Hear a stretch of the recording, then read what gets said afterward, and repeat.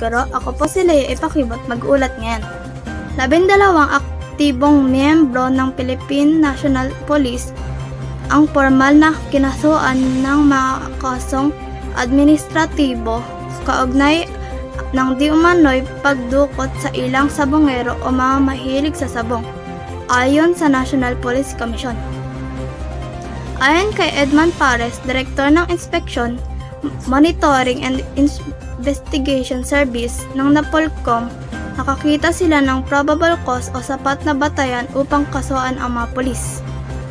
Ang mga kasong administratibo ay inihain sa Legal Affairs Service ng ahensya para sa karampatang aksyon.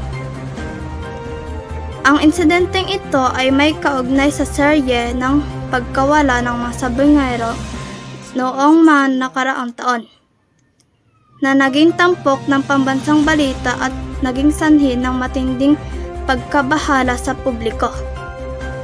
Sa kabila ng ilang investigasyon, marami sa mga kasong ito ang nananatiling hindi nalulutas. Tiniyak ng NAPOLCOM na kanilang ipatutupad ang batas ng patas at walang kinikilingan at pananagutin ang sinumang mapapatunayang sangkot ng illegal aktibidad, lalo na kung sila ay mga tagapagtanggol ng batas. At dito na po nagtatapos ang aking ulat. Maraming salamat.